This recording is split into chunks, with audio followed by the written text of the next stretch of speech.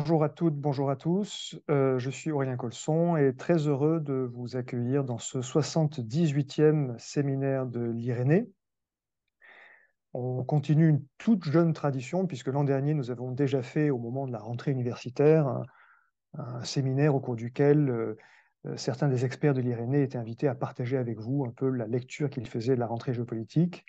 Et l'on reprend cette année avec de nouveau une rentrée marquée par bien des dangers. Il y a évidemment au Proche-Orient l'attaque terroriste du Hamas contre Israël le 7 octobre, qui provoque un choc en retour aussi bien à Gaza que des risques dans la région tout entière, notamment au Liban. Pendant ce temps, en Ukraine, la guerre d'agression russe a franchi le cap symbolique des 600 jours. Le conflit reste marqué par des crimes de guerre, des crimes contre l'humanité, et le régime de Poutine cherche désormais des appuis jusqu'en Corée du Nord. Aux États-Unis, le début de la campagne électorale présidentielle se fait sentir avec des interrogations croissantes sur la pérennité des engagements américains dans le monde. En Chine, Xi a obtenu son troisième mandat et sur un fond de ralentissement à la fois économique, de vieillissement démographique, il y a des prises de position de plus en plus agressives concernant Taïwan ou la situation en mer de Chine du Sud. La situation donc est grave partout. L'hiver revient, spectre d'une crise énergétique. Les Nations Unies restent paralysées par le système de droit de veto. En Europe, l'OTAN resserre les rangs, elle accueille deux nouveaux membres. L'Union européenne travaille son unité. Et de ce point de vue-là, les élections récentes en Pologne donnent un signal positif. En revanche, en Slovaquie, c'est plutôt l'inverse. L'année qui s'est écoulée, comme celle qui s'annonce, confirme vraiment le plein essor de cette power politics, du paradigme réaliste. Et on va essayer de mettre tout cela en perspective avec 6 interventions brèves, de manière à garder le plus de temps possible pour des questions, des échanges entre vous et nous. Je passerai tout d'abord la parole à Frédéric Charillon, qui nous brossera un tableau d'ensemble de cette logique de guerre qui fait un retour en force. Puis, avec Joseph Maïla, nous ferons un point sur le Proche-Orient, complété par Alex Issa, qui parlera en particulier du Liban. Philippe Lecor nous rejoindra et parlera de la situation en Asie de l'Est. Je dirai quelques mots sur la situation en Ukraine. Et Vincent Baraillé fera un point sur le rapprochement de l'Ukraine de l'Union européenne et les autres logiques d'élargissement de notre Union. Voilà. Le séminaire est enregistré de manière à ce qu'on puisse le mettre en ligne sur le site et que d'autres personnes puissent s'y brancher ultérieurement. N'hésitez pas à préparer vos questions. On pourra utiliser par la suite le chat. Enfin, en bon français, c'est le clavardage. Et sans plus d'introduction, j'ai un grand plaisir donc à passer la parole à Frédéric Charillon, professeur des universités à Paris-Cité et conseiller de l'IRN pour les questions de défense. Il est co-directeur avec l'amiral Finaz et moi du Centre géopolitique, défense et leadership de l'ESSEC. Frédéric, c'est à toi. Merci Aurélien et bonjour à tous et merci d'être avec nous. Alors la rentrée n'est pas optimiste ni joyeuse sur le plan de la géopolitique. Je pense que tout le monde l'aura remarqué. Euh, alors ce que je vais essayer de voir un petit peu avec vous, c'est justement de voir comment tout ça s'agence et pourquoi l'hypothèse que pas que je défends parce qu'elle n'est pas optimiste, mais que je crains c'est que nous sommes dans une période particulièrement dangereuse. Pourquoi? Et peut-être que nous n'avons pas connu une telle dangerosité depuis 1945, parce qu'il y a une conjonction, pour faire court et pour annoncer un petit peu le plan, il y a une conjonction de conflits qui sont plusieurs à pouvoir dégénérer sur un conflit global, et que, contrairement à ce qu'on a pu observer dans le passé, quand une telle superposition de conflits avait pu avoir lieu. Il n'y a pas, cette fois, de patron, entre guillemets, comme il avait pu y avoir dans le passé, qui pourrait contrôler la situation. En tout cas, on peut s'interroger sur leur efficacité. Et élément supplémentaire, nous ne sommes pas certains de savoir quelles sont les logiques des acteurs actuellement en cours. Alors, pourquoi je pense que depuis 1945, on n'a pas eu de configuration aussi dangereuse? On a plusieurs on a trois conflits. On a l'Ukraine, on a le Haut-Karabakh, qu'il ne faut pas oublier dans ces affaires, entre l'Arménie et l'Azerbaïdjan.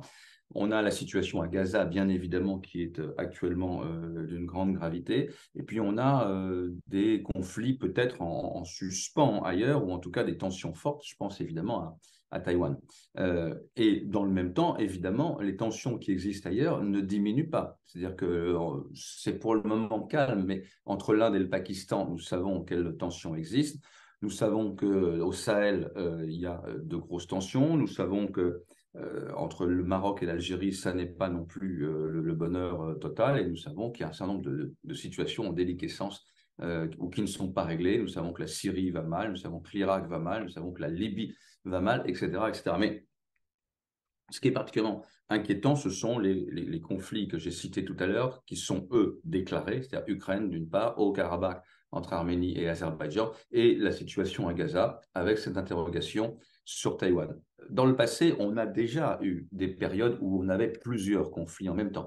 Je me souviens de la période 1948-53, où on avait une superposition de grosses tensions en Europe, le blocus de Berlin par l'Union soviétique et le coup de Prague par la même Union soviétique, et puis un petit peu plus tard, la crise de la guerre de Corée de 1950 à 1953, à laquelle les États-Unis ont participé. Simplement, on était à l'époque dans une configuration où États-Unis et Union soviétique étaient en train de rôder leur co-tutelle du monde, si vous me passez l'expression. Et donc, on était en train d'installer un système patron-client et une sorte de partage du monde. Donc, il y avait des pilotes, en quelque sorte, qui rôdaient leur maîtrise de la situation. On a eu une deuxième période, évidemment, où on a eu aussi cette superposition de plusieurs conflits. C'était l'époque 1967-73. On a eu deux conflits au Proche-Orient. La guerre des 6 jours en 67, la guerre du Kippour en 73 et dans le même temps, parallèlement, la guerre du Vietnam.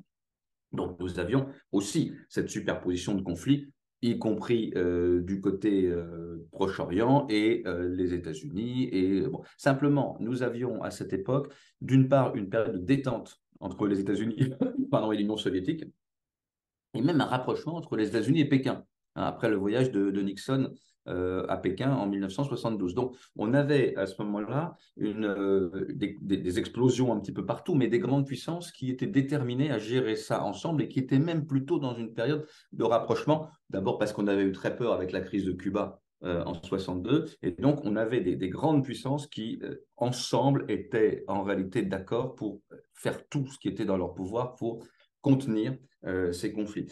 Aujourd'hui, nous ne savons pas si les déterminations, les stratégies des acteurs vont dans le même sens. C'est-à-dire que nous ne savons pas exactement quelles sont les intentions. Alors, d'abord, il y a un point commun à ces trois conflits déjà déclarés, c'est-à-dire Ukraine, Karabakh et Gaza. Il s'agit, dans les trois cas de figure, et souvent, on va retrouver les mêmes acteurs, indirectement ou directement. Le rôle de la Russie, de la Turquie, le rôle, bien sûr, attendu des États-Unis, le rôle de l'Iran, peut-être. On a dans ces trois cas de figure un point commun, c'est qu'il s'agit de renverser un statu quo qui durait depuis longtemps et qui était estimé par certains pays comme trop favorable aux pays occidentaux. En Ukraine, il y avait cette crainte russe de voir doucement l'Ukraine glisser dans l'orbite occidentale et il fallait, du point de vue russe, y mettre un coup d'arrêt.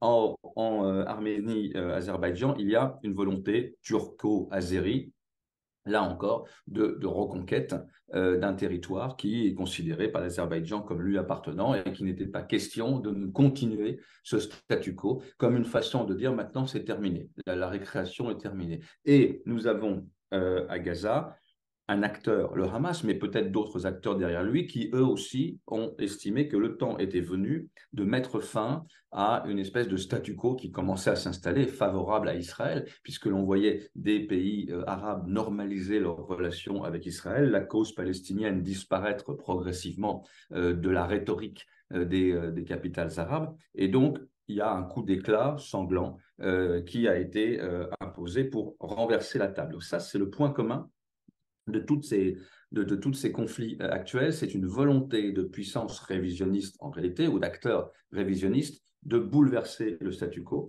par la force. La question qu'on peut se poser, c'est évidemment quelles sont les stratégies derrière. Est-ce qu'il s'agit pour les trois cas de figure, je vais être très bref parce qu'on va y revenir après. Quelles étaient les intentions en Ukraine? C'est difficile à dire. Est-ce qu'il s'agissait au départ simplement de reconquérir des territoires à l'est de l'Ukraine? Est-ce qu'il s'agissait de renverser le pouvoir ukrainien pour y mettre un autre pouvoir favorable à Moscou? Ou est-ce qu'il s'agissait d'intégrer l'Ukraine, de la réintégrer dans la Russie? Est-ce qu'il s'agissait peut-être même de donner le signal de départ d'une série de reconquêtes sur l'Occident qui aurait pu, par exemple, encourager la Chine après à s'emparer ou à faire une action sur Taïwan. On ne sait pas. Quelle est l'intention de l'Azerbaïdjan au Karabakh? Est-ce qu'il s'agit juste de récupérer le Haut-Karabakh? Est-ce qu'il s'agit d'aller plus loin, peut-être dans un deuxième temps, de réclamer des choses qui ne seront pas acceptables par l'Arménie, par exemple un corridor à travers la partie arménienne pour rejoindre l'autre enclave de l'Azerbaïdjan? Est-ce qu'on peut même imaginer une volonté d'annexer le sud de l'Arménie, comme certains le craignent? Et quel est le rôle de la Turquie dans tout ça? À Gaza, que se passe-t-il? Est-ce qu'on a une tentative de coup d'éclat du Hamas pour remettre d'abord pour se remettre lui-même au centre du jeu, relancer la question palestinienne, provoquer un bouillonnement dans la rue arabe? Est-ce qu'il y a quelque chose de plus concerté? Est-ce que d'autres acteurs vont intervenir? Le Hezbollah, évidemment. Donc, ça pose la question du rôle de l'Iran derrière. Et puis, j'en terminerai par là pour ne pas être trop long. La dernière question, c'est est-ce qu'il y a derrière des patrons qui veulent calmer le jeu? C'est-à-dire les États-Unis, on l'a bien vu, ont tout de suite dit, pas, en tout cas, pas de guerre, pas de confrontation directe avec la Russie. Il semble aussi dire surtout pas de confrontation directe avec l'Iran au Moyen-Orient, mais seront-ils écoutés, par exemple, d'Israël? Seront-ils même d'ailleurs écoutés, le cas échéant, le moment venu, dans une négociation par les autorités ukrainiennes? Est-ce que l'Azerbaïdjan sera écouté d'Ankara si à un moment il faut calmer le jeu? Est-ce que même un certain nombre de groupes, comme le Hezbollah ou d'autres, seront écoutés de Téhéran? Tout ça, nous ne le savons pas. C'est pour ça, me semble-t-il, que la rentrée, elle est particulièrement volatile pour toutes ces raisons. Et je m'arrête là pour ne pas prendre trop de temps. Merci beaucoup, cher Frédéric, pour ce tableau d'ensemble. Et on va effectivement revenir plus en détail sur certains des théâtres que tu as évoqués. Et je souhaite tout de suite passer la parole à Joseph Maïla, professeur de géopolitique à l'ESSEC, directeur de nos programmes de médiation internationale, ancien directeur du CAPS au Quai d'Orsay, qui va nous parler d'un sujet qu'il connaît particulièrement bien. Merci beaucoup, Aurélien.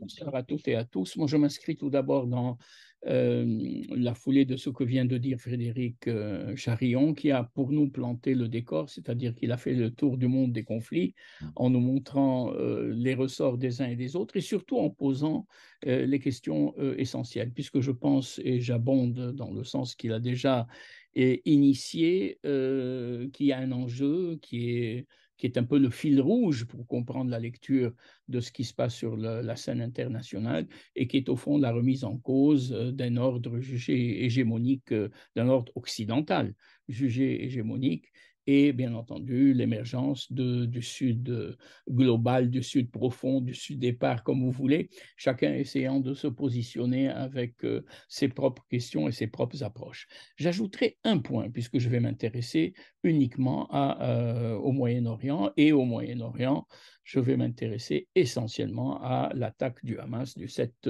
octobre dernier et de ses conséquences. J'ajouterai une chose pour dire que ce qui fait retour aujourd'hui au Proche-Orient sous la forme de cette attaque terroriste du Hamas, c'est au fond non pas le retour, mais la permanence du plus vieux conflit non élucidé jusque-là. Je dis le plus vieux conflit, parce qu'après, en 1998, je crois, l'accord d'avril du Good Friday, qui met un terme à une très ancienne querelle en Irlande du Nord, c'est le seul conflit. Alors, on ne va pas le faire repartir à Moïse ou à Abraham, mais c'est un conflit qui traîne depuis la fin du 19e siècle et de toutes les manières depuis 1947, 48, 14 mai, création d'Israël. Et donc, c'est le retour de ce que Frédéric a appelé le retour de la Palestine, le retour de la question palestinienne. Alors, trois choses pour véritablement aller très vite et nous mettre un peu dans la direction que nous a signalé Aurélien Colson. La première, au fond, c'est qu'avec les attaques du 7 octobre, nous avons véritablement une onde de choc qui est encore difficile, dont il est difficile de mesurer les conséquences et dont les scénarios aussi consécutifs que l'on peut élaborer sont assez abscons. On est dans une situation dans laquelle l'attaque a eu lieu, la riposte n'a pas encore eu lieu, la diplomatie s'est activée au Proche-Orient de manière spectaculaire. On avait vu l'absence du Proche-Orient. Je vais nuancer tout de suite mon propos, sur le fond de la question palestinienne depuis des décennies, depuis le quartet, c'est-à-dire depuis 2004 ou 2005, sauf que, effectivement, à partir de 2020, nous avons les accords d'Abraham qui se mettent en place par le président Trump et qui essayent avec beaucoup de succès apparent en tout cas, de faire ce rapprochement entre Israël et un certain nombre de pays arabes. Donc, la première conséquence, c'est le déraillement du processus diplomatique qui avait été mis en place par l'administration Trump et qui semblait aller, alors bon train, c'est comme on voudra, on peut être très ironique aussi sur la profondeur des changements qui avaient été installés à partir de cette époque. Mais quoi qu'il en soit, l'attaque a coïncidé avec 2 ou 3 jours auparavant la nomination d'un l'ambassadeur d'Arabie Saoudite auprès de l'autorité palestinienne à Ramallah, auprès donc de Mahmoud Abbas. Et donc, ça a été véritablement, on peut le supposer, beaucoup de ceux qui font de ceux qui commentent l'actualité au Proche-Orient ont supposé que c'était un point absolument intolérable, mortel, un tournant pour tous ceux qui s'opposaient à ce processus diplomatique, de voir la normalisation saoudo-israélienne se mettre en place avec la bénédiction de Washington et avec un rapprochement avec l'autorité palestinienne, ce qui mettait hors jeu ce qu'on appelle l'axe de la contestation, à savoir l'Iran, le Hezbollah, le Hamas, et cette attaque véritablement, si elle a réussi à quelque chose ou dans quelque chose jusqu'à maintenant, c'est véritablement ce déraillement du processus diplomatique. Deuxièmement, on voit revenir, et ça Frédéric l'a signalé, ce qu'on appelle le jeu des puissances. Je vais utiliser un terme un peu galvaudé, des usual suspects, de tous ceux qui véritablement dans cette recomposition par la force qui se profile du paysage proche-oriental à travers l'attaque du Hamas, vont essayer de se positionner. Et on l'a vu, on a vu un clivage absolument extraordinaire. L'Occident s'est positionné avec Israël. On a vu aussi ce que j'appelle le fossé émotionnel et cognitif entre ceux qui prennent fait et cause pour les Palestiniens et ceux qui disent Israël doit se défendre, la légitime défense, bien entendu, et ceux qui mêlent les deux. La position chinoise est incompréhensible. Elle dit chaque État doit pouvoir se descendre et en même temps, elle dit la riposte est exagérée, palestinienne.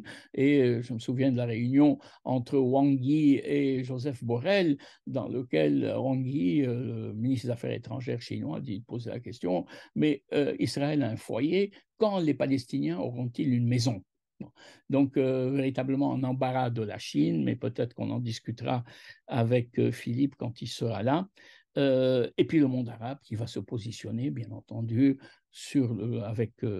alors je ne vais pas dire avec le Hamas, avec la cause palestinienne, mais mettons les pieds dans le plat, avec pas mal aussi de prise en compte de la position du Hamas. La Russie qui joue sur tous les tableaux, qui est extrêmement gênée, par ailleurs, parce qu'elle est entrée, il ne faut pas l'oublier, en Ukraine pour la dénazification. Là, on se trouve devant des justifications de aller chercher ou débusquer le terrorisme qui est affiché aujourd'hui comme la politique israélienne, accepter par la communauté internationale. La lutte contre le terrorisme, sans plus de détails, fait l'unanimité. Personne ne peut accepter qu'une terreur s'installe et déstabilise une région tout entière. Et puis on verra la position de l'Europe. Je ne sais pas, Aurélien, si on aura l'occasion d'en parler, mais là aussi, cette espèce d'aller vers une crise aussi cruciale, aussi importante, dans un désordre apparent, hein.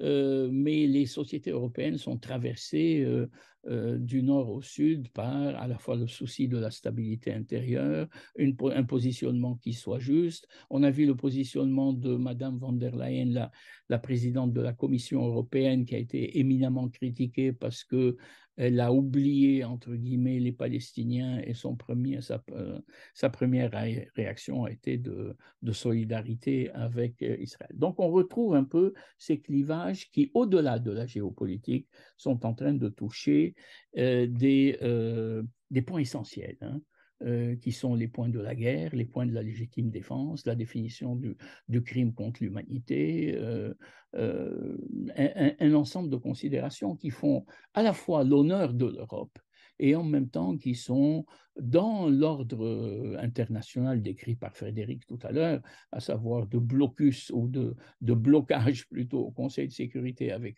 l'usage du veto. On se demande où trouver la réponse à toutes ces apories, tous ces dilemmes. Et mon dernier point, Aurélien, pour achever de manière donc rapide cette présentation. Frédéric a parlé de l'Irak, de l'Iran, on pourra en revenir dans les questions de la Turquie et éventuellement. Je ne m'occupe pas beaucoup du Liban puisque je sais qu'Alex Issa va en parler tout de suite. Et donc mon troisième point, c'est ce que j'appelle le retour de la Palestine. Le retour de la Palestine, c'est au fond une question essentielle.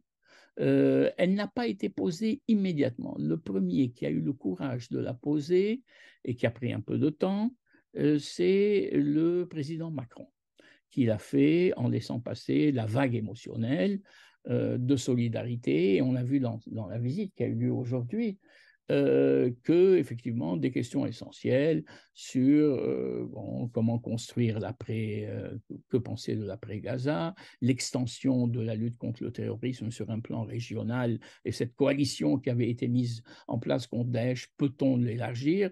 Et bien entendu, la question, est-il temps et n'est-il pas temps le temps n'est-il pas venu, pardon, pour que l'on s'occupe de la question palestinienne de manière ferme, définitive, multilatérale, consensuelle et pacifique? Voilà les questions qui sont posées aujourd'hui. Retour de la Palestine qui avait été quelque peu occulté dans les logiciels officiels. Je me souviens qu'il y avait même un de nos collègues qui avait décrété que cette question était passée aux oubliettes de l'histoire et que plus personne ne parlait aujourd'hui de la Palestine et que c'était une question uniquement de réfugiés, pas une question politique. Et la question de la politisation de la question palestinienne, qui avait toujours été posée au départ et qui avait été traitée de manière technique, mécanique, diplomatique et institutionnelle, est en train de revenir de manière politique et surtout au plan humain. Merci de votre attention. Merci beaucoup, cher Joseph. C'est une prouesse de réussir à condenser autant d'idées fondamentales sur cette région complexe en si peu de temps. C'est vrai qu'un éclairage sur le Liban serait le bienvenu, et donc je suis très heureux de passer la parole à Alex Issa, docteur en sciences politiques et chargé de cours en géopolitique à l'ESSEC. Merci Aurélien, bonsoir tout le monde. Donc, le Liban en pleine crise au cœur du conflit israélo-palestinien. Comme vous le savez, cela fait 4 ans que le Liban sombre dans une crise. Donc, depuis octobre 2019, le pays souffre d'une crise économique sans précédent, hyperinflation, rupture de produits, y compris les médicaments, coupure de courant qui a inquiété les hôpitaux, entre autres. Or, cette crise a été quasiment complètement négligée jusqu'à l'explosion du port de Beyrouth le 4 août 2020. Cela fait 1 an que le pays subit un vide présidentiel. Donc, sans président, il y a juste un gouvernement d'office, de transition, Et il y a des tensions également qui ont été accompagnées d'incidents qui rappellent la guerre civile. De nouvelles tensions ont commencé ces derniers jours par rapport à la nomination du chef de l'armée ou le prolongement du mandat de l'actuel chef de l'armée, notamment dans un contexte de guerre qui pourrait être catastrophique pour le Liban. En même temps, nous avons remarqué un rapprochement entre l'Iran et l'Arabie saoudite depuis quelques mois. Et certains l'ont vu comme un certain espoir pour le Liban, qui est en quelque sorte un terrain de bataille entre les deux puissances régionales. Cependant, malgré ce rapprochement, nous avons vu qu'il y a plusieurs limites. D'une part, il s'agit d'une crise libanaise qui est par rapport à une classe politique corrompue qui est là depuis des décennies et l'absence d'infrastructures sociales et économiques qui puissent faire sortir le pays d'une crise, mais également, et notamment par rapport à la cause palestinienne qui est de retour sur la scène libanaise après les événements qui ont commencé le 7 octobre avec l'attaque du Hamas contre Israël et la réaction de l'armée israélienne à Gaza. En effet, il ne faut pas oublier la présence de réfugiés palestiniens au Liban, et ceci depuis 1948. Par ailleurs, les images qui proviennent de Gaza ont ressuscité dans la mémoire de la population sud-libanaise notamment l'occupation israélienne du Sud-Liban depuis 1982 jusqu'en 2000, les massacres de Sabra et Shatila jusqu'en 1982, et l'opération Les Raisins de la Colère en 1996, sans oublier la guerre de juillet 2006, qui ont affirmé la logique de résistance d'une population face à un occupant. Donc, il y a eu des tensions sur la frontière qui existent toujours entre notamment le Hezbollah et l'armée israélienne. En même temps, nous avons des déplacements de population qui ont commencé au sud Liban et qui ont aggravé la crise économique que connaît le pays, sans oublier l'augmentation des loyers dans les zones d'accueil, aggravant donc la résistance et la résilience d'un peuple qui est déjà en crise. Par ailleurs, la population et la société se préparent à la guerre. Que feraient les hôpitaux, les écoles? Que ferait le Liban par rapport aux médicaments? Par ailleurs, quelle serait la situation de la télécommunication? C'est dans cette perspective que le conflit est suivi de près, heure par heure. Et bien qu'une guerre au Liban n'arrange ni le côté libanais ni le côté israélien, une intervention terrestre à Gaza ou une attaque démesurée, soit par l'armée israélienne au Liban, soit par le Hezbollah ou les groupes palestiniens au Liban en Israël, pourrait engendrer une guerre qui dépasserait les frontières, incluant d'autres acteurs régionaux, comme la Syrie, l'Irak, le Yémen, pourquoi pas l'Iran de manière directe ou indirecte, et dont les conséquences sombreraient le Liban encore plus dans une crise sans précédent. Merci. Merci beaucoup, cher Alex. Et c'est vrai, je me rappelle qu'on avait organisé le Sirène numéro 62 en juin 21 sur la situation au Liban, avec en particulier l'ambassadeur Pierre Duquesne. Et déjà, la situation était gravissime. Et au cours des 2 dernières années, elle n'a fait, hélas, que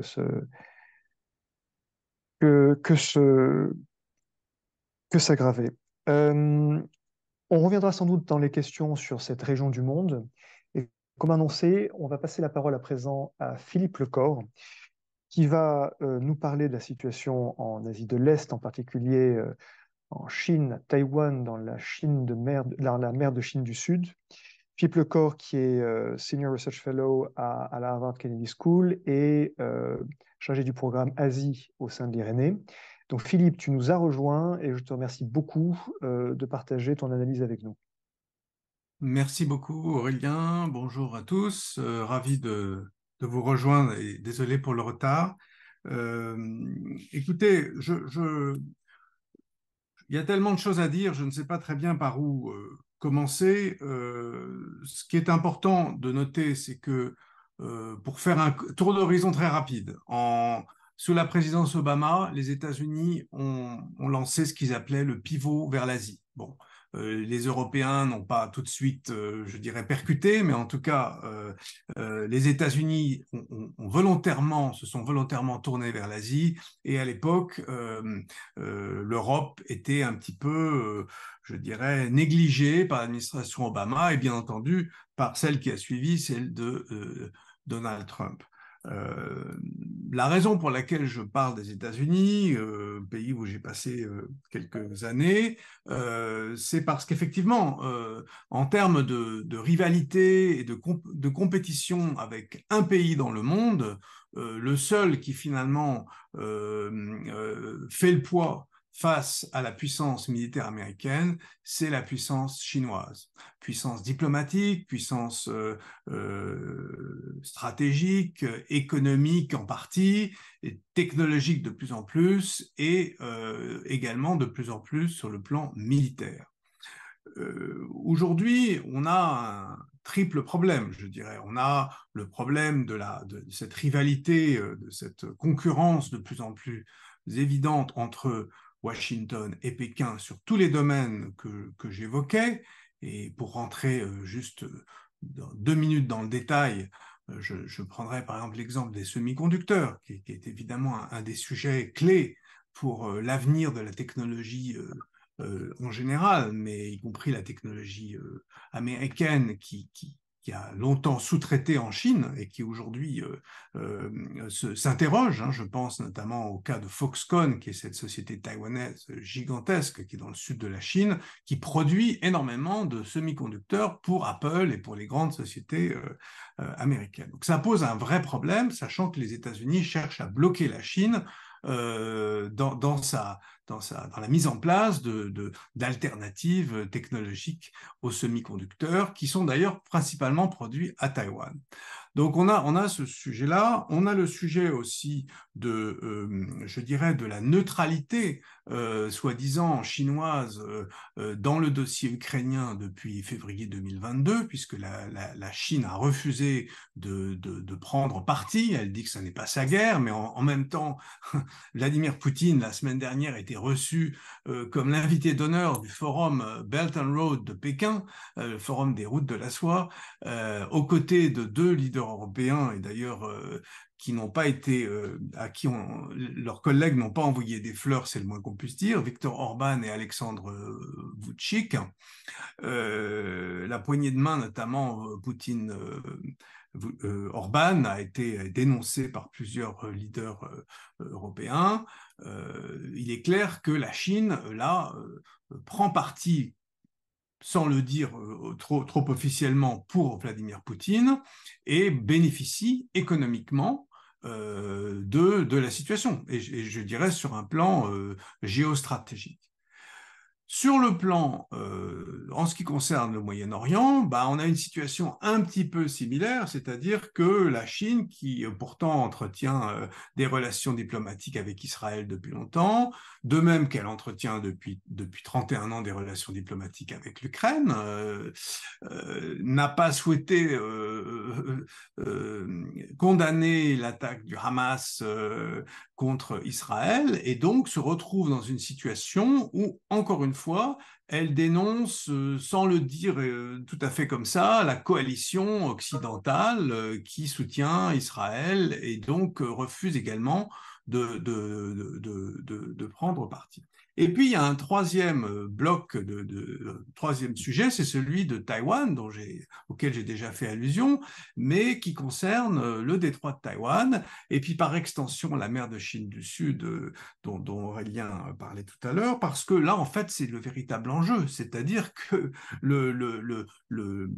le monde a basculé depuis 20 ans vers l'Indo-Pacifique. D'ailleurs, on ne parlait même pas d'Indo-Pacifique il y a encore 5 ans, mais aujourd'hui, on en parle sans complexe. C'est cette immense région qui part de l'Inde jusqu'à la péninsule coréenne et qui, finalement, comporte énormément d'enjeux économiques, technologiques et stratégiques, puisque les États-Unis étant eux-mêmes une puissance pacifique de par leur côte Pacifique, bien entendu, je dirais, évolue dans le précaré chinois, en tout cas ce que la Chine considère être comme sa région. Or, évidemment, les pays d'Asie du Sud-Est ne l'entendent pas de cette oreille, de même d'ailleurs que l'Inde, le Japon, la Corée, l'Australie et tout un tas de puissances d'Asie-Pacifique qui sont évidemment non seulement proches des États-Unis à travers le Quad, à travers l'AUKUS, à travers différents organismes et de coopération militaire très concrète, et et n'ont pas l'intention de se placer sous la domination chinoise.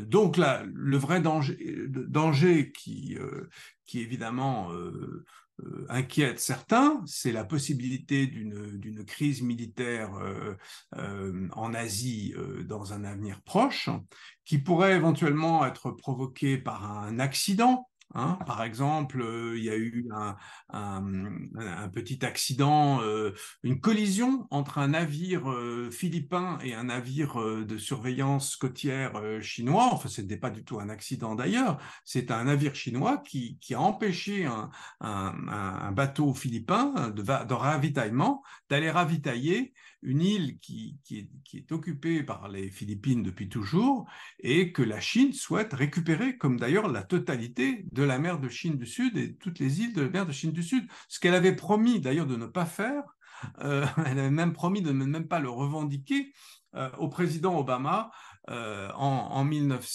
2015 lors de la visite de Xi Jinping à Washington. Donc ça, évidemment, inutile de dire que ça a un petit peu refroidi les autorités américaines et que depuis cette fameuse ce retour en arrière, eh bien, il y a une véritable inquiétude. Et du coup, on a une présence assez significative de bâtiments de la marine, de la US Navy, de la marine britannique et de la marine française notamment, mais aussi, bien entendu, des pays que j'ai évoqués. Donc bientôt, je terminerai juste par quelques mots sur la situation interne en Chine, parce que effectivement, comme tout ce qui vient de Chine, la situation domestique, c'est ça qui va motiver l'implication du Parti communiste chinois et de l'armée chinoise dans toute opération. Vous savez qu'il y a eu un certain nombre de disparitions de ministres qui ont été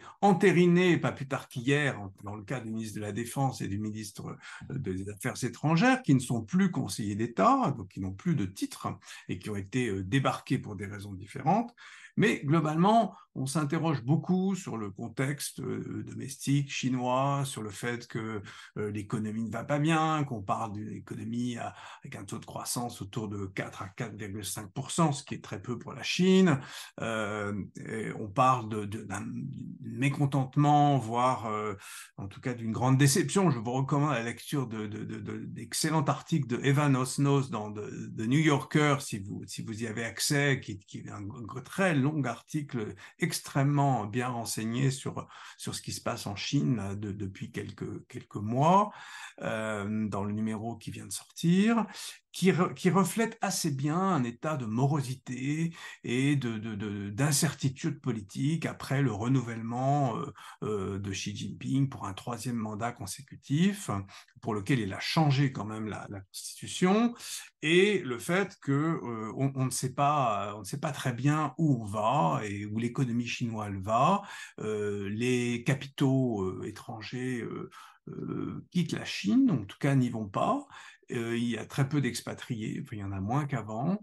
Et globalement, le contexte n'est pas très bon, notamment pour les entreprises privées. Donc il y a une politisation et une sécurisation du régime chinois qui peut potentiellement s'étendre à la région Indo-Pacifique.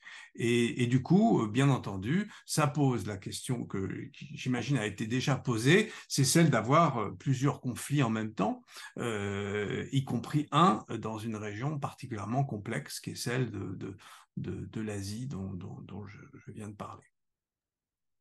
Merci beaucoup, cher Philippe, pour ce tableau qui embrasse large, mais qui réussit l'exploit d'être très précis. Bon, c'est le principe de ce séminaire de rentrée où on touche à beaucoup de sujets qui mériteraient chacun d'eux un séminaire entier. Le tour maintenant me revient là d'évoquer évidemment le théâtre ukrainien. C'est le conflit chaud à nos ports depuis plus de 600 jours. Et quelques mots peut-être en 2 temps. Le premier, essayer de prendre un peu de recul sur finalement, oui, les objectifs de ce conflit déclenché, voulu, préparé par le régime de Poutine. Où en sommes-nous à 600 jours plus tard? Et puis ça m'amènera à une réflexion sur une notion fréquente dans ces conflits, la notion de ligne rouge. Et il y a une sorte de retournement intéressant qui se fait jour. Alors, sur les objectifs,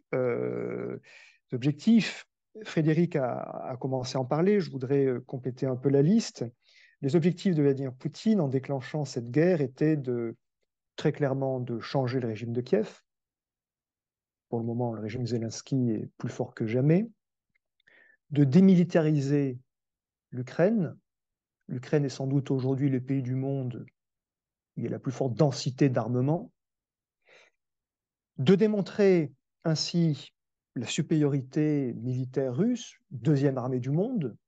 600 jours après, la question est toujours de savoir si c'est peut-être la deuxième armée en Ukraine. De démontrer la faiblesse de l'OTAN. Non, l'OTAN a répondu, a transféré des armements, a accueilli 2 nouveaux membres, puisque la Turquie hier a, ça y est, donné les derniers feux verts pour la Suède. De démontrer la désunion de l'Union. Alors c'est vrai qu'il y a cette poignée de main d'Orban, et il y a eu d'autres gestes du même type. Néanmoins, l'Union européenne a voté, et donc à l'unanimité, puisqu'on n'a même pas eu besoin de voter, ils se sont prononcés à l'unanimité, 8 paquets successifs de sanctions, et même Orban s'y est pas opposé. Donc l'Union européenne a au contraire fait la démonstration d'une unité, d'une résilience, d'une solidarité aussi, en accueillant 4 à 5 millions au moins d'Ukrainiens. Alors c'est vrai qu'il y a l'occupation dans le Donbass qui s'est prolongée dans la région de Kherson, mais là encore, le fait que la flotte russe de la mer Noire soit obligée de se retirer de Crimée face aux attaques de l'Ukraine qui n'a pas de marine, c'est quand même un exploit sans précédent dans l'histoire de la guerre navale. Donc sur les objectifs, au bout de 600 jours, le bilan pour le régime de Poutine n'est pas fantastique. Et ceci évidemment au prix d'un sacrifice terrible des Ukrainiens. Mais je voulais juste réfléchir en quelques mots là aussi à cette notion de ligne rouge, parce que on est peut-être en train d'assister à une forme de retournement. Ce retournement, c'est que longtemps, les démocraties ont posé des lignes rouges qu'elles échouaient à faire respecter. Il y a eu évidemment la ligne rouge posée par le président américain, mais avec d'autres, notamment le président français en Syrie, en disant si vous utilisez des armes chimiques, nous interviendrons. Et le 30 avril 2013, tout le monde comprend que cette ligne rouge est enfoncée et qu'il n'y aura aucune intervention. Et puis il y en a eu d'autres, parfois très symboliques. Le 4 mars 2018, en Grande-Bretagne, c'est la tentative d'assassinat de Sergei Skripal par des tueurs du GRU en employant un agent chimique, le Novichok, que seuls les Russes savent fabriquer, en abandonnant la fiole de Novichok dans un parc public. Ce jour-là, Poutine enfonce allègrement des lignes rouges. J'envoie quand je veux, où je veux, des tueurs, tuer qui je veux, armes chimiques, je signe la scène de crime en laissant du Novichok, et vous, démocratie stupide et faible, vous ne ferez rien. Et donc, ça a été cette répétition de lignes rouges vaguement annoncées, jamais enforced par les démocraties. Et on a eu ainsi la succession de l'invasion de la Géorgie, l'occupation de la Crimée, le Donbass, la Syrie, j'en mentionnais, et puis finalement ce déclenchement. Et finalement, que se passe-t-il depuis 600 jours? Mais depuis 600 jours, on est plutôt dans une situation où c'est la Russie qui pose des lignes rouges et qui ne parvient pas à les faire respecter. Parce que la Russie a annoncé en février, quand elle déclenche son opération spéciale militaire de 3 jours, que la moindre intervention de l'Occident sera une ligne rouge qui justifiera des représailles. L'Ouest a aidé, l'Union européenne a aidé, l'OTAN a aidé. Immédiatement, cette ligne rouge n'était plus une. Puis par la suite, on a appris que si jamais les pays de l'ex-bloc soviétique transféraient leurs avions de chasse MiG à l'Ukraine, ce serait une ligne rouge qui justifierait les pires représailles possibles de la Russie. Les MiG ont été transférés, il n'y a pas eu de représailles. Après, il y a eu évidemment l'affaire des missiles de longue portée, les fameux HIMARS, ligne rouge. Les HIMARS ont été transmis, on n'a rien vu. Il y a eu, par la suite, voilà, les Patriotes étaient pareils, les F-16 pareil. Donc il y a une série de lignes rouges qui sont posées, mais il y a ce retournement. Désormais, il y a d'un côté une parole, mais l'incapacité à faire respecter ces lignes rouges. Alors, c'est un peu caricatural ce que je suis en train de décrire là, mais il y a peut-être une forme de retournement entre une époque où des démocraties posaient des lignes rouges sans parvenir à les faire respecter et désormais un régime qui s'efforce d'agiter des menaces, mais qui ne parvient pas en fait à les concrétiser. Voilà. L'Ukraine est dans une démarche particulièrement importante de rapprochement avec l'Union européenne en vue de son accession. Et c'est très important que Vincent puisse nous faire un point sur les différents processus d'élargissement de l'UE qui sont en cours, pas simplement vis-à-vis de l'Ukraine. Donc, merci beaucoup, cher Vincent. Tu es Professor of Management Practice à l'ESSEC, spécialiste de géopolitique. Tu as la parole. Merci Aurélien. Alors effectivement, tu as consacré ton intervention sur l'Ukraine, les conséquences de l'intervention russe en Ukraine. Il y a beaucoup de conséquences, certaines évidemment qui sont très difficiles à évaluer à ce jour, mais parmi les conséquences qui sont quand même intéressantes, qui étaient loin d'être inéluctables, c'est la relance de la question de l'adhésion de l'Ukraine à l'OTAN. Il y a la question de la relance de tout le débat avec un certain nombre d'évolutions en termes de politique étrangère, de sécurité, défense pour l'Union européenne. Et puis, il y a aussi une autre question, et c'est celle dont je vais parler maintenant, c'est la question en fait de l'élargissement de l'Union européenne. Alors, je vais me permettre de mettre un petit écran pour qu'on puisse regarder un peu plus précisément. En fait, jusqu'en 2022, jusqu'à l'intervention russe en Ukraine, l'Union européenne avait engagé un processus d'adhésion pour un total de 7 pays. Il y a dans ces 7 pays, évidemment, la Turquie, qui est candidate officiellement depuis très longtemps, depuis 1999, qui a engagé des négociations avec l'Union européenne à partir de 2005, et pour laquelle aujourd'hui ces négociations sont en stand-by. Et puis, il y avait par ailleurs une porte qui avait été entrouverte à partir de 2003 pour les 6 pays des Balkans occidentaux, donc la Bosnie-Herzégovine, la Serbie, le Kosovo, la Macédoine du Nord, l'Albanie et le Monténégro. Et on s'arrêtait là. Il n'y avait pas de perspective d'adhésion qui avait été envisagée, qui avait été annoncée en tout cas par les dirigeants de l'Union européenne pour d'autres pays, et en tout cas pas pour l'Ukraine, pas pour la Moldavie et pas pour la Géorgie. Et ce qui est très intéressant de constater, c'est que très rapidement après l'intervention russe, donc le 24 février, l'Ukraine dépose officiellement sa candidature, la Moldavie va suivre avec la Géorgie quelques jours après, et au mois de juin 2022, le Conseil européen va décider de reconnaître officiellement la candidature de l'Ukraine et de la Moldavie, et d'entrouvrir la porte à la Géorgie comme elle l'a fait, par exemple, à l'heure actuelle pour le Kosovo. Donc c'est un changement majeur et c'est intéressant de voir que finalement, ce que ne voulait pas la Russie, ce que ne voulait pas Vladimir Poutine, eh bien se fait parce que la Russie est intervenue chez son voisin.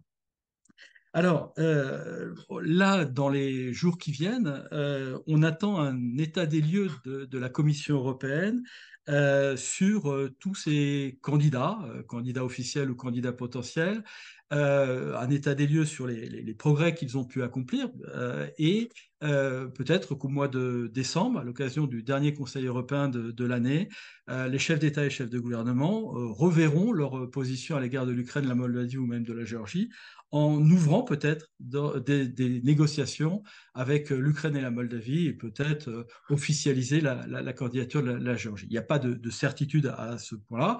On peut constater cependant que l'Ukraine notamment a fait un certain nombre d'efforts, de progrès en l'espace d'un an, c'est-à-dire depuis la décision de juin 2022.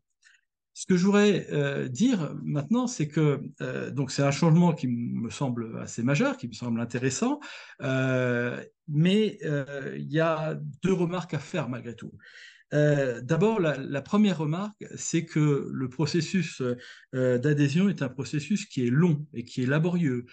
Il y a des critères à respecter pour les pays qui sont candidats. Ça s'appelle les critères de Copenhague, avec un aspect politique, un aspect économique et un aspect juridique. Et on sait que pour ces pays-là, eh bien, c'est pas tout à fait gagné d'avance. Il n'y a pas de procédure accélérée d'élargissement, hein. Jusqu'à présent, ou alors il faudrait qu'il y ait une décision qui soit prise en ce sens par les chefs d'État et chefs de gouvernement. Mais pour l'instant, on reste bien sur ce discours et sur ces critères. Et il est intéressant, par exemple, de noter qu'un pays comme la Bulgarie a mis 12 ans entre le moment où elle a déposé sa candidature et le moment où elle est entrée dans l'Union européenne. C'est intéressant de noter, par exemple, qu'un pays comme la Macédoine du Nord est reconnue comme candidate en 2005 et elle n'a engagé réellement des négociations avec l'Union européenne qu'en 2022. Donc, pour l'Ukraine, pour la Moldavie, pour la Géorgie, qu'est-ce qui peut se passer? Qu'est-ce qui peut se passer? Ça va être long, ça va être compliqué. La situation politique reste fragile, la situation économique également, avec un retard en termes de développement économique important. Si on compare avec, par exemple, d'autres pays de l'Union européenne et même un pays comme la Bulgarie. Et puis, il y a tout l'aspect juridique qui est en fait le transfert et l'adaptation du pays au droit européen, du droit européen sur le droit national. Donc tous ces critères sont importants, vont être compliqués. Et puis je veux ajouter autre chose, c'est que évidemment pour l'Ukraine la situation est aussi compliquée parce que la guerre est là et elle n'est pas terminée. Et on ne sait pas comment les choses vont évoluer. Donc intégrer un pays dans l'Union européenne tant qu'il est en guerre, c'est évidemment quelque chose qui est absolument inenvisageable. Et puis, quand on regarde sur les deux autres pays, la Moldavie et la Géorgie, on constate qu'ils sont dans une situation qui ressemble finalement d'une certaine manière à ce qu'a été celle de l'Ukraine jusqu'en 2022, c'est-à-dire avec la Moldavie, on a un conflit gelé qui est celui de la Transnistrie.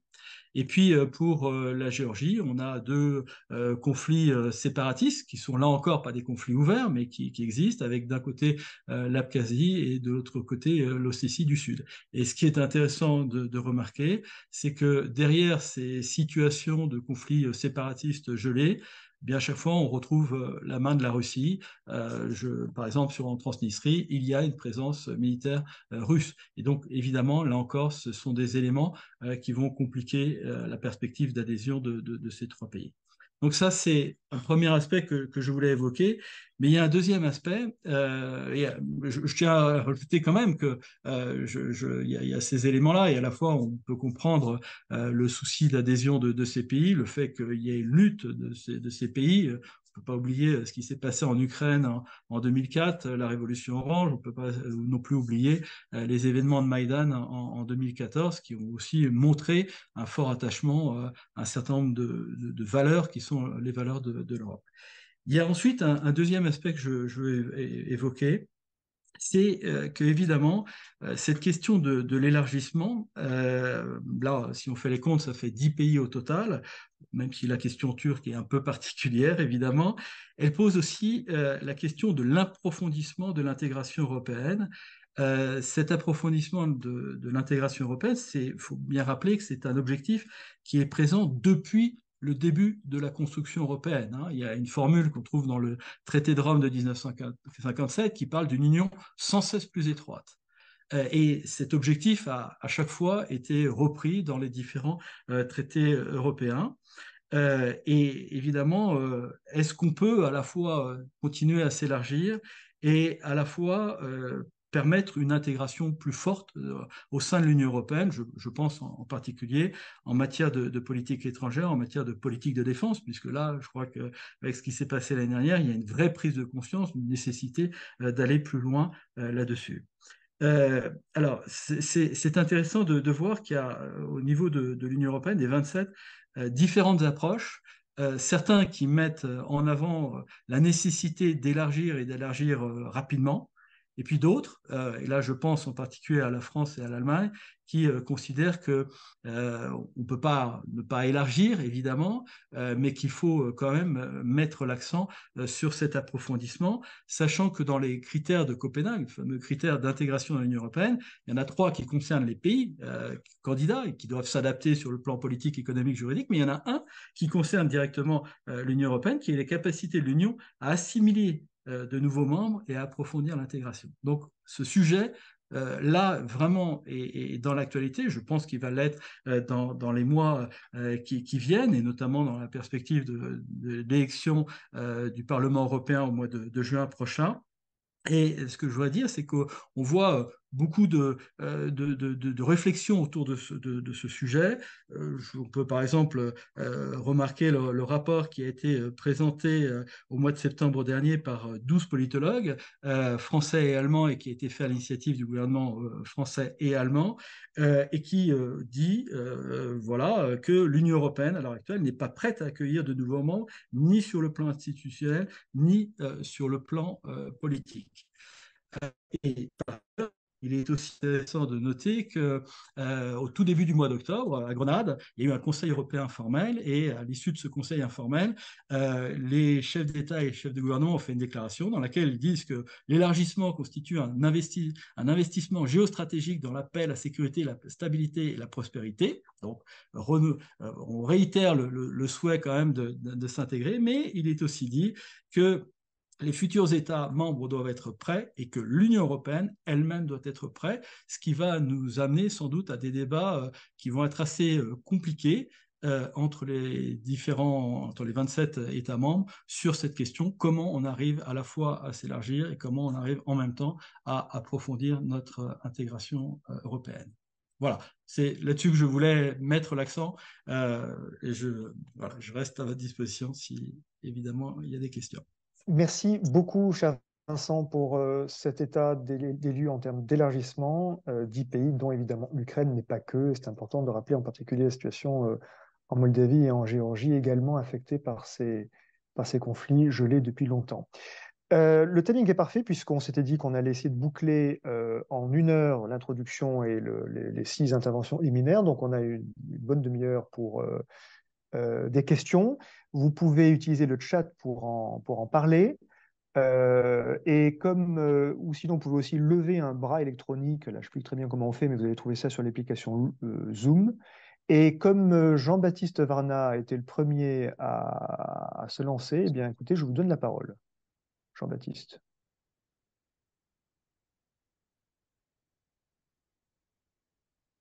Micro.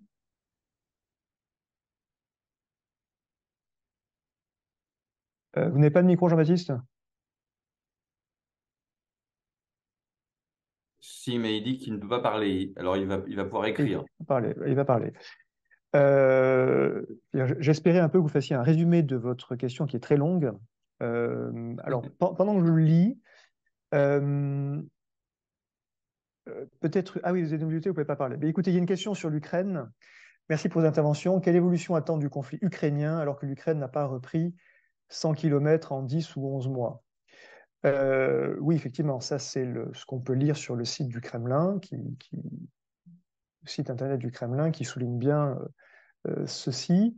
Je vous donne un élément, puis après peut-être la parole à Frédéric. Il se passe 2 choses extrêmement importantes en Ukraine. D'abord, il y a la défaite de la marine russe en mer Noire, obligée de retirer ses bâtiments les plus importants qui, les uns après les autres, tombaient, enfin coulaient sous des attaques de missiles ou de drones. Russie, qui là encore a dit nouvelle ligne rouge enfoncée, on rompt les accords sur le grain et nous ne nous priverons pas de couler des navires civils qui viendraient emporter du grain ukrainien. Un corridor a été mis en place. Les bateaux circulent chaque jour. Du grain ukrainien est emporté des ports d'Odessa. Et puis, l'autre chose qui se déroule, c'est les attaques dans la profondeur qui peu à peu étranglent, interrompent des liaisons de communication et d'approvisionnement Et ça ne se mesure pas en kilomètres carrés, mais ça se mesure en pertes de matériel qui sont considérables. L'arrivée des missiles de longue portée Atacams, ils ont été utilisés apparemment à 2 reprises. 24 hélicoptères sont disparus, 24 hélicoptères russes sont partis en poussière en une nuit. Donc l'évolution du conflit actuellement, elle ne se mesure pas en kilomètres carrés, elle se mesure en attrition de matériel, de part et d'autre, évidemment. Mais côté russe, c'est très net. Est-ce que, Frédéric, tu veux compléter sur ce point? Très rapidement, peut-être, d'abord, oui, bien sûr, tout ce que tu as dit, mais je pense que l'évolution, effectivement, elle est bloquée. C'est-à-dire, pour le moment, on ne voit pas quelle est l'issue. C'est-à-dire que le risque, c'est de se retrouver avec un conflit gelé ou un pourrissement du conflit. Quelles sont les options aujourd'hui? Quand il y a un conflit, soit il y a une des deux parties qui prend le dessus, très nettement. Je ne pense pas qu'aujourd'hui une percée militaire forte de l'un ou de l'autre soit possible, pas dans les médias. L'autre issue possible d'un conflit, mais ce n'est pas un spécialiste de la négociation comme toi, Aurélien, que je vais apprendre ça, mais l'autre issue possible d'un conflit, c'est effectivement un accord. Et pour le moment, on ne le voit pas. Il aurait pu y avoir un accord encore il y a quelque temps en disant, bon, on refait un référendum en Crimée, on voit ce qui se passe, on reconnaîtrait éventuellement le résultat. Autonomie un peu plus forte des régions, des oblasts de l'Est de l'Ukraine, avec peut-être une démilitarisation de ces oblasts. Et peut-être, bien sûr, la réintroduction du russe dans les écoles, comme c'était le cas avant, etc., etc. Et pour le reste, un moratoire sur l'entrée de l'Ukraine dans l'OTAN. Ça a été possible à une toute petite fenêtre à un moment au début du conflit. Ça ne l'est plus possible. Ça n'est plus à l'ordre du jour. Il y avait la solution Kissinger, qui, du haut de ses 100 ans, à l'époque, il n'en avait que 99, mais a dit très vite au début du conflit, on ne sortira pas de ce conflit sans concession territoriale à la Russie, mais ça paraît aujourd'hui également difficile. Donc malheureusement, il me semble que pour le moment, l'issue qui se dessine, c'est un pourrissement du conflit, c'est-à-dire un maintien des positions actuelles, des négociations qui n'en finissent pas, un conflit qui reprend de temps en temps, au mieux un conflit gelé, comme il peut y en avoir d'autres dans le monde, c'est-à-dire ces conflits qui n'ont pas de solution politique, même si les armes se taisent le plus souvent, au pire, des affrontements sporadiques. Pour le moment, tout le monde attend. La Russie se pose la question de savoir si le soutien occidental à l'Ukraine va durer. C'est vrai que si on avait un Trump qui revenait au pouvoir aux États-Unis, ça changerait la donne, mais je ne suis pas sûr que ça changerait autant que ça en réalité. Voilà. Donc, il y a peut-être une illusion russe aussi que de se dire attendons, on ne sait jamais, les Occidentaux vont s'essouffler. Ça, je ne suis pas sûr. Je pense plus malheureusement pour un pourrissement de la situation. Bien.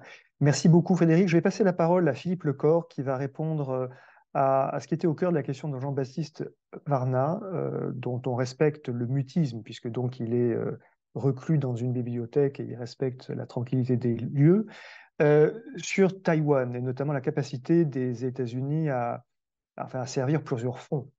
Et je sais que Jean-Baptiste n'est pas muet, puisque j'ai eu la chance de l'avoir comme étudiant et qu'il était particulièrement actif. Donc, merci de votre question, Jean-Baptiste. Alors, je ferai une réponse en deux parties. La première concernant Taïwan, la deuxième concernant plus généralement la question des démocraties versus les régimes autoritaires. Il est clair que l'hyperpuissance américaine, ça fait bien longtemps qu'on n'en parle plus. Comme je le disais tout à l'heure, le Pentagone s'est orienté vers l'Indo-Pacifique depuis très longtemps et s'est désengagé avec différentes nuances, je dirais, depuis une quinzaine d'années en Europe et d'une certaine manière au Moyen-Orient, hélas, enfin, si on peut dire, en raison d'échecs, puisque l'Irak était un échec pour la politique américaine, et l'Afghanistan est un échec qui a été, je dirais, conclu par l'administration Biden, qui s'est retirée définitivement d'Afghanistan, ce qui a laissé la place au retour des talibans. Donc, du coup, si vous voulez, comme je disais, le contexte indo-pacifique est une priorité des États-Unis, que ce soit le Parti républicain ou le Parti démocrate. Le Parti démocrate, aujourd'hui, il tient la Maison-Blanche, il tient le Sénat, et qui tient la Chambre des représentants?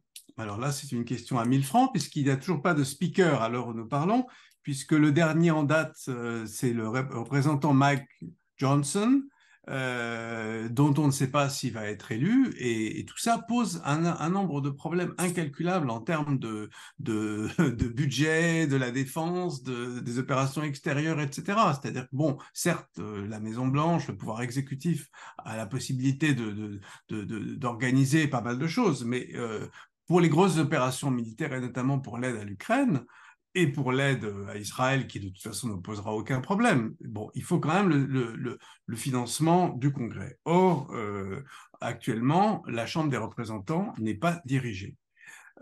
Ensuite, concernant Taïwan, bon, il est clair que la présence militaire à Taïwan, la présence militaire américaine sur un plan opérationnel est particulièrement quand même visible en Asie, et notamment dans le détroit de Taïwan et dans la région, à travers des bases militaires, des bases navales, en Corée du Sud, au Japon, à Guam, à Singapour, aux Philippines, alors que les Philippines avaient mis des Américains dehors, ils les ont rappelés.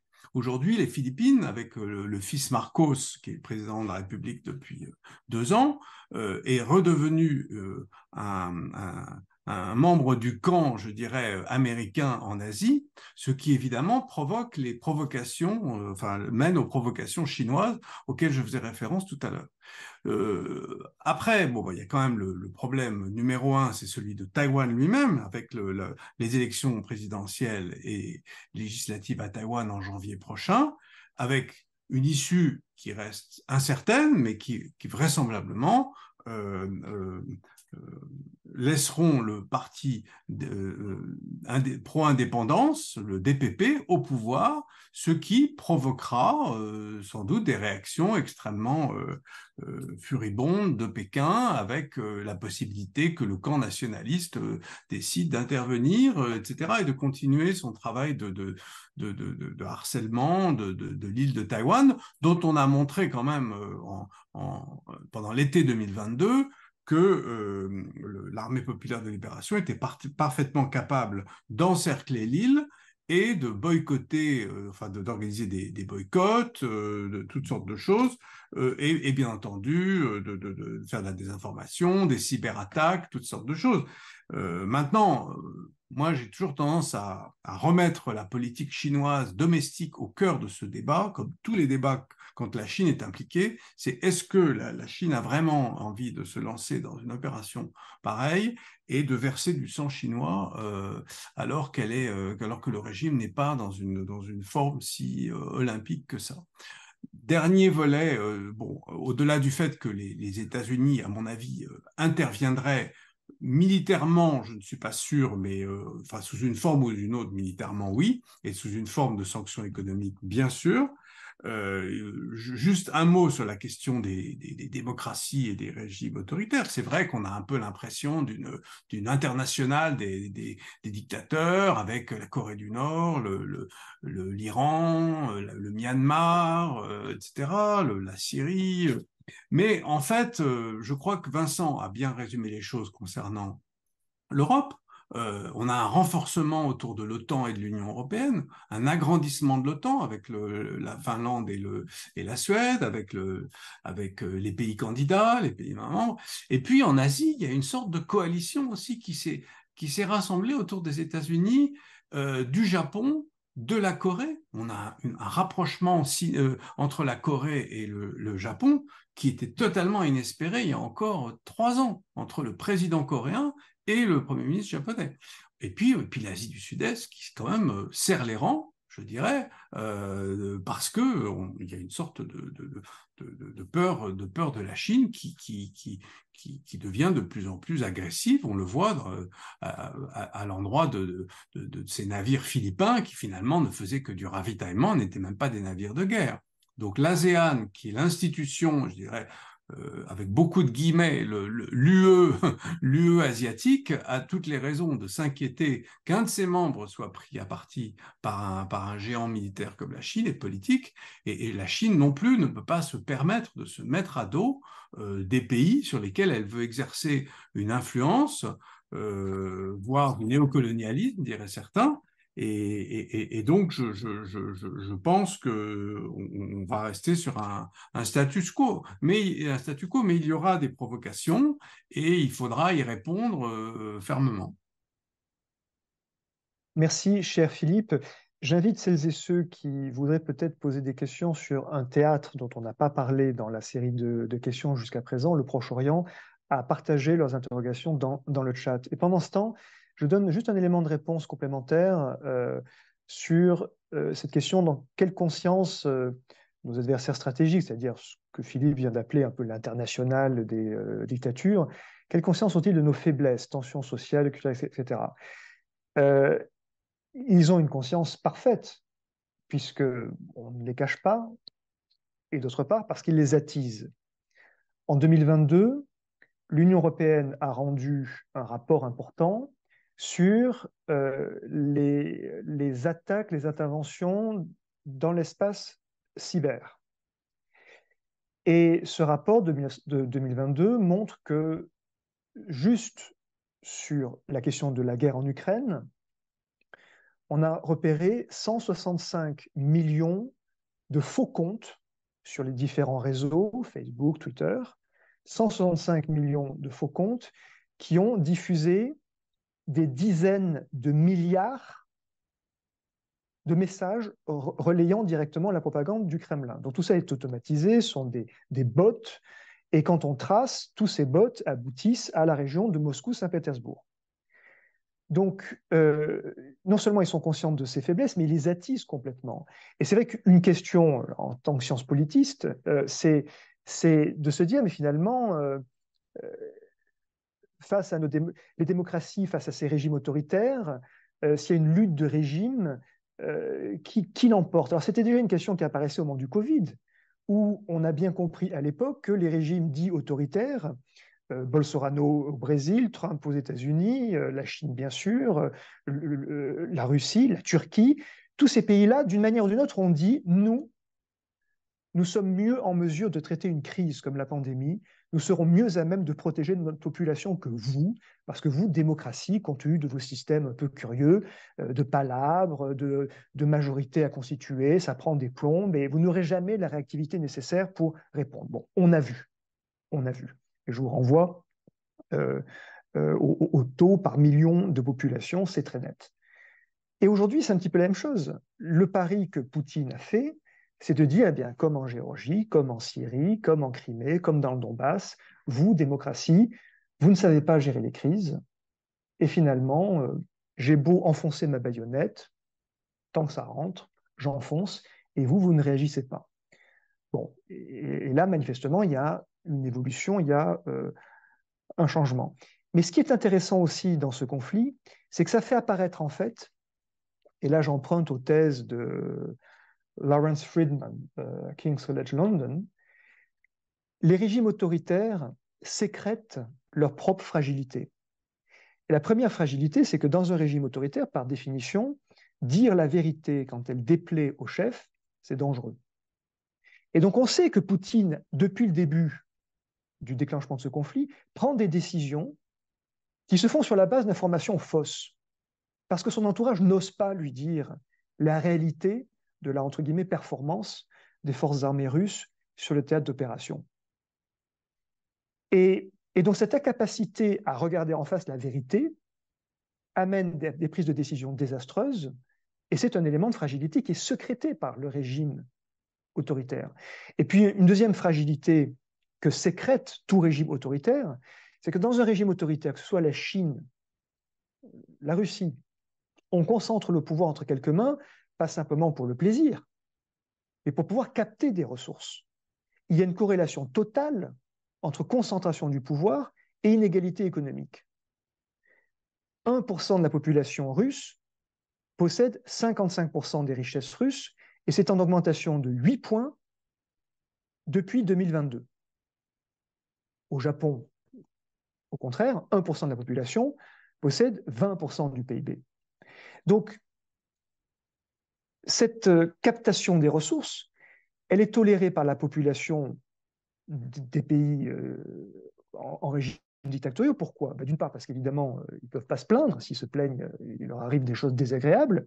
Mais aussi parce que, et c'est en particulier le cas de la Russie, parce que la captation des ressources, cette corruption, elle est à tous les niveaux.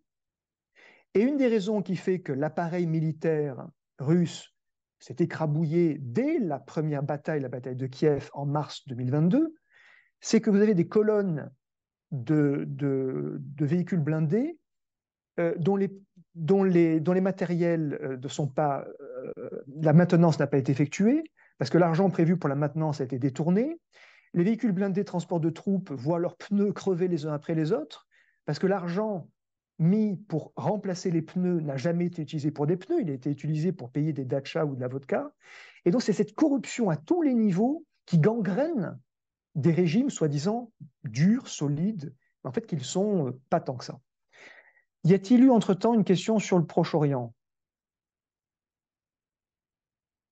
Joël, est-ce que le conflit au Proche-Orient sert les intérêts de la Chine et de la Russie?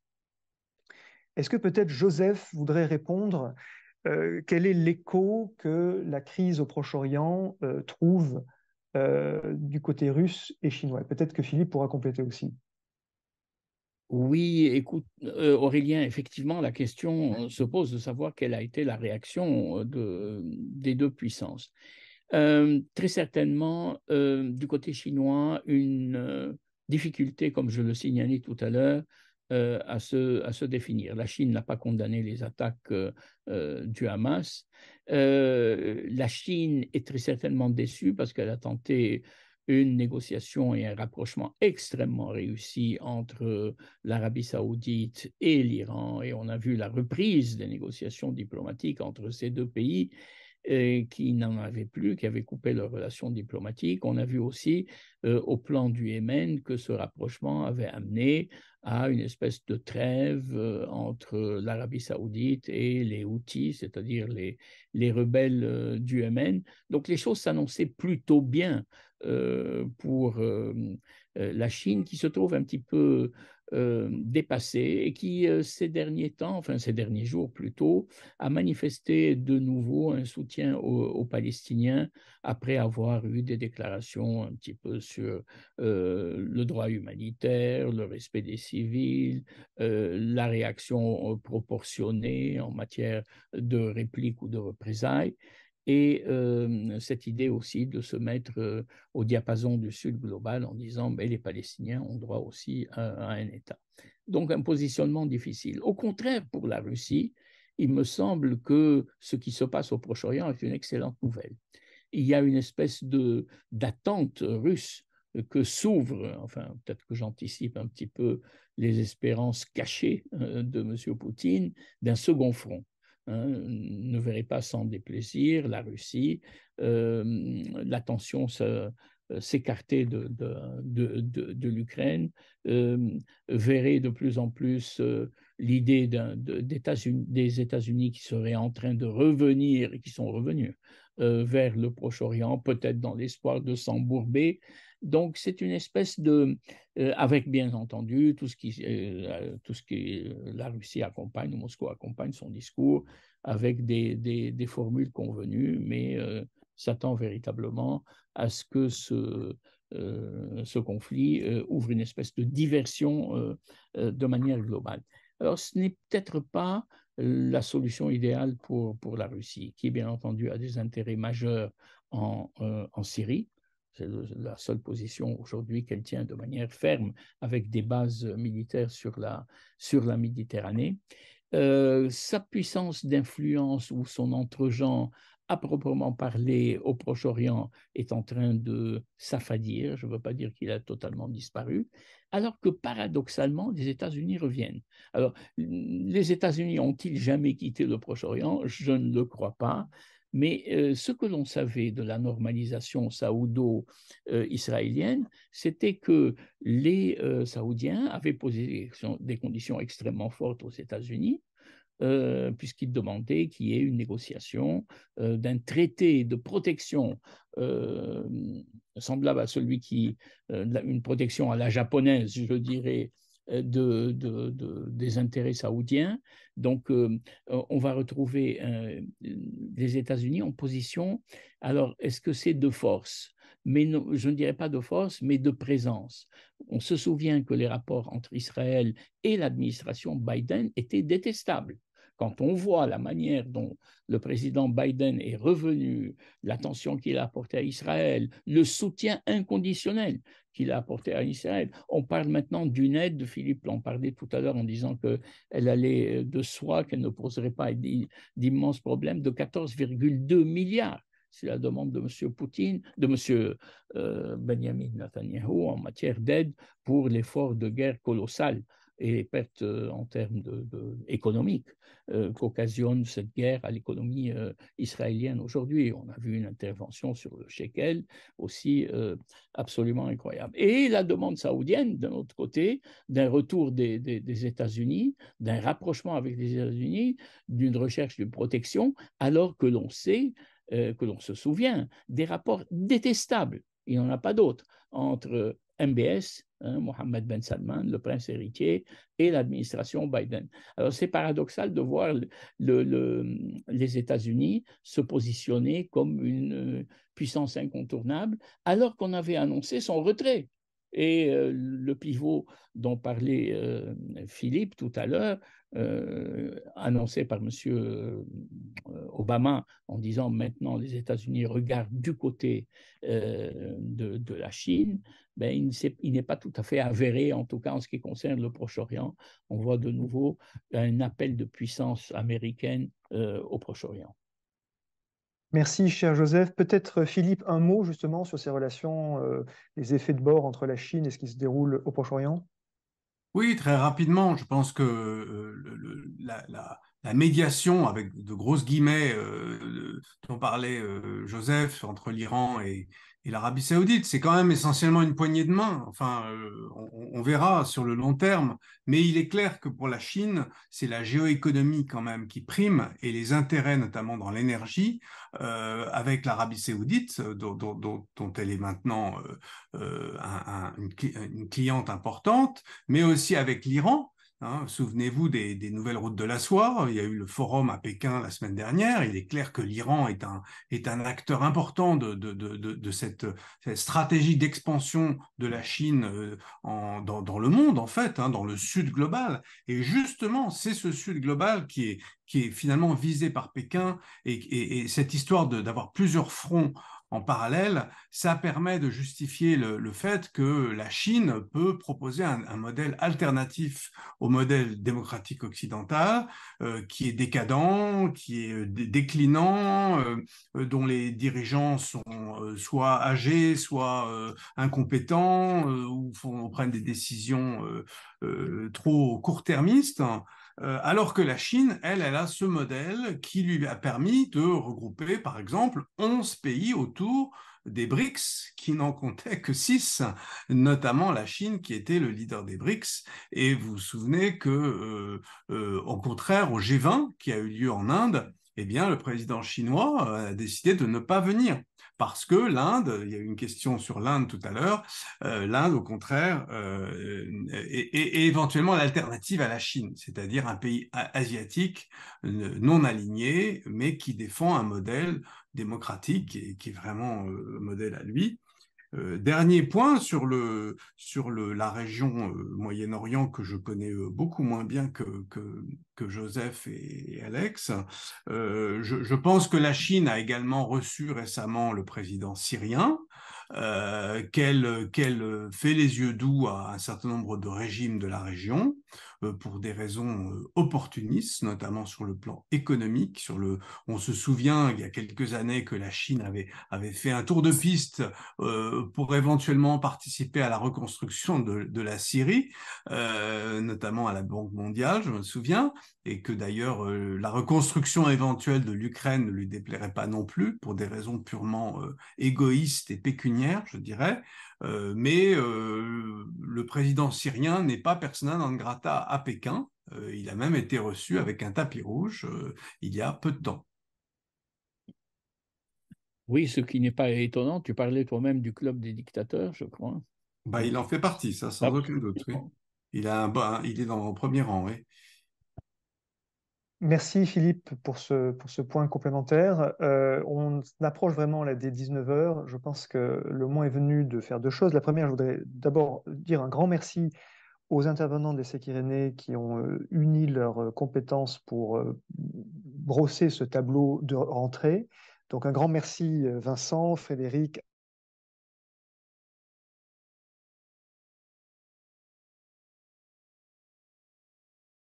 Alors, la négociation est partout, la géopolitique aussi, donc on a des choses parfois diversifiées. Le 15 novembre, nous aurons le 79e séminaire sur le dialogue social. Ça se passera au CNIT, sur le campus de l'ESSEC à La Défense. Et puis le 5 décembre, nous aurons un séminaire spécial sur les relations franco-italiennes, en présence notamment de l'ancien ambassadeur de France à Rome, Monsieur Massé. J'en profite pour saluer amicalement l'ambassadeur Daniel Joanneau, qui, je crois, nous a rejoint aujourd'hui. Voilà, il est 19 heures, on va rendre l'antenne. Bon vent à toutes et à tous, portez-vous bien et à bientôt peut-être pour un prochain séminaire. Merci à tous encore.